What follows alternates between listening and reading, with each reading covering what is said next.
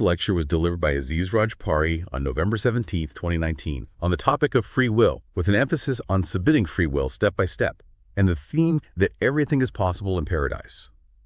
We invite you to listen with an open heart and reflective mind as we journey through this profound exploration. Welcome back to the deep dive. We're taking those big ideas and really getting into what makes them tick, what makes them so compelling.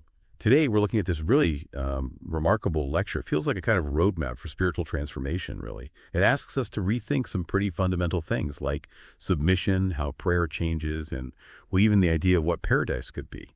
Boundless possibilities. It's a deep look, into our purpose, our spiritual path. Yeah, absolutely. And it's not just theory, is it? It gets right into these personal, crucial questions. Like, when do you actually submit your free will, genuinely, to the divine? And how does that shift things, your prayer, your whole relationship? And then it pushes further, asking, is everything possible in paradise? Like, really everything, even wanting to come back to earth, maybe, for a higher reason. So, yeah, this deep dive, it's really meant as a practical guide for your own journey. A roadmap definitely sounds like it. So let's unpack that first bit, submitting free will. The lecture says it's not like instant, not all at once. It's more gradual, depends on where you are spiritually. So where's the actual starting line, according to this? Well, the lecture argues the real beginning, the critical point, is when you can honestly say, I don't know, and I want to learn. It sounds simple, maybe, but it's a huge shift, moving away from thinking you have all the answers, towards being open, curious. Think about a kid resisting kindergarten, clinging to what's familiar. Right. That resistance to learning, the lecture connects that directly to resisting transformation. It's a key spiritual point. So that moment you genuinely say, I don't know, I want to learn, that's when you sort of open the door for divine knowledge to come in. You allow the change. That makes a lot of sense. It's relatable. But letting go of knowing, that can feel a bit shaky for people, can't it? If we're talking surrender, what about intellect? Does submitting mean you just, switch off your reason, follow blindly? No, not at all. And the lecture uses this great little anecdote to explain it. Someone tells you to lift both legs, right? Yeah. You still need your discernment, your intellect to know you'll fall. So submission isn't about ditching reason. It's more like intellect and we'll start working together in harmony. Your intellect becomes this finely tuned tool guided by spiritual understanding. It helps you navigate the path wisely, not just stumble along. You're channeling it, not abandoning it. Okay, so it's about using intellect to discern what to learn. Right. Which kind of leads to this idea of different layers of knowledge the lecture talks about. Yeah. It mentions 3 layers, information loads of it, overwhelming sometimes. Right. Then knowledge that's more filtered, refined. Yeah. And then wisdom, which is described as rare, distilled truth that actually guides how you act. Exactly. And that's a really crucial distinction. The lecture uses this analogy of investing your dollar, your time, your effort, basically. In today's world, we're just drowning in information, aren't we? The lecture says, look, invest that dollar wisely. Aim for wisdom. Not just more data. Precisely. Wisdom isn't just knowing things. It's that deeper understanding that actually changes how you behave, how you see the world. It reshapes you. That's the real treasure. So once you start aiming for that wisdom, how does this surrendering free will thing actually unfold? What are the steps, the stages it describes? Right. It outlines 4 phases, and they get progressively, more demanding. First is just that initial surrender. Deciding to seek knowledge, actively choosing to learn. That's choice 1. Second choice, what do you do with what you learn? Use it. Or just ignore it. Hearing something isn't the same as taking it on board, True. The third phase is the commitment, applying that knowledge regularly, day in, day out. That's where it really sinks in, becomes part of you. Right. And the fourth choice, the final one described here, is transmitting it, sharing that knowledge with others, guiding them. Each phase, you see, requires more responsibility, moving from just understanding for yourself to serving others. And that 4th phase, sharing knowledge. Yeah. That sounds like a massive commitment, like becoming a teacher or guide. Oh, absolutely. It speaks directly to being a Deduza spiritual teacher. And yeah, it's not just a title you get, it's a huge calling. It demands first a really deep understanding of the spiritual path, the tariqa, that disciplined way of inner growth. Then you have to actually live it, embody the teachings. Can't just talk the talk. Right, you have to walk the walk. Exactly. And finally, it means serving others. guiding them, helping them on their path. And even if the imam gives you that title, the lecture says, you still have to choose with your free will to live up to it every day. It's immense. Wow. It really sounds like a journey that changes you deeply. And I guess that change shows up in how we pray too. How does prayer evolve as you mature spiritually? Oh, it's a beautiful progression described. It often starts, maybe quite simply, Malala, give me this, like a child asking a parent.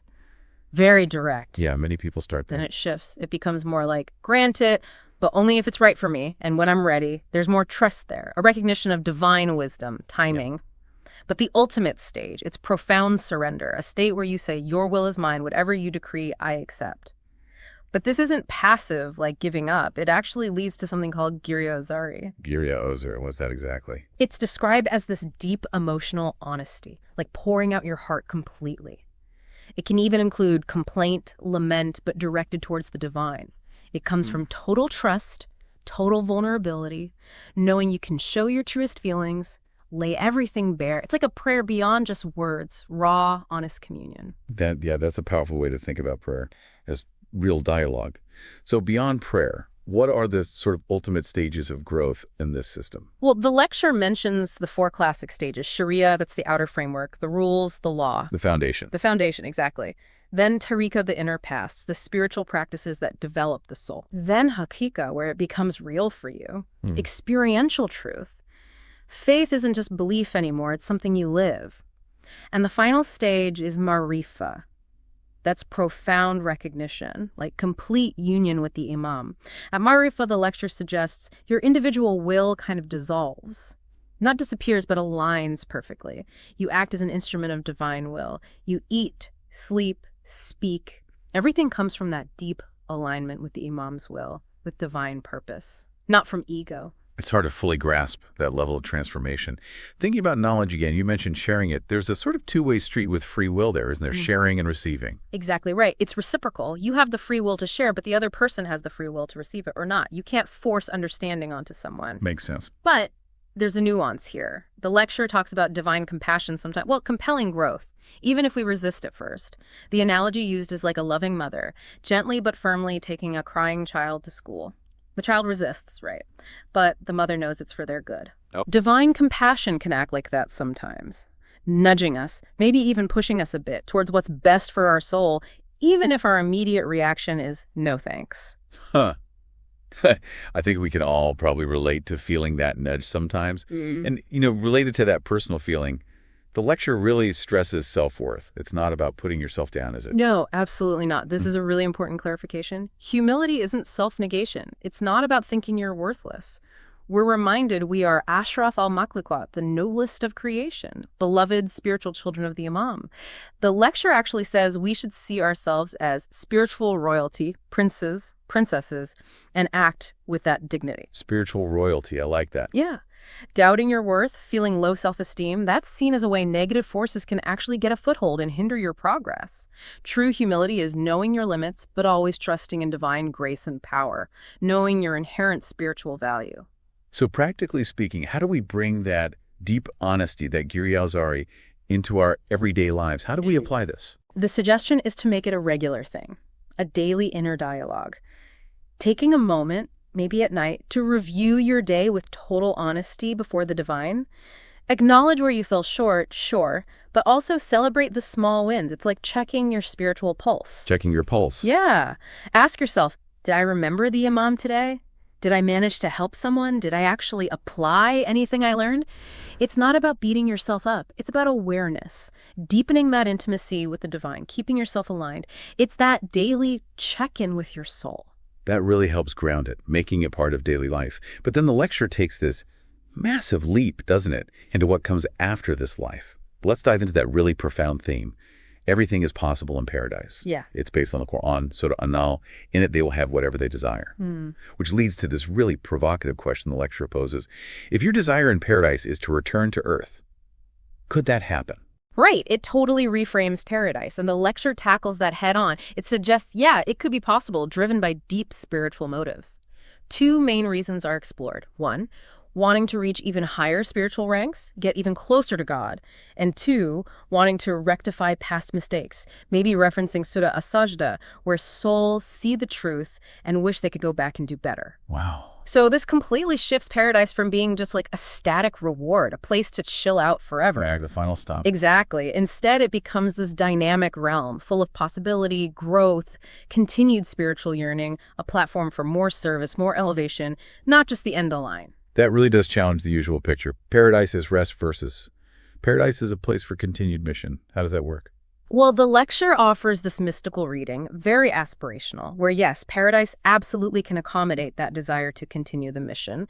Especially for highly evolved souls, it points to the example of the imams, particularly Mullah Ali, symbolically returning, changing their attire, their form, to keep serving. And the saying, wherever Ali is, there is paradise. That highlights it too. True paradise isn't just a place, it's where the divine presence and service are.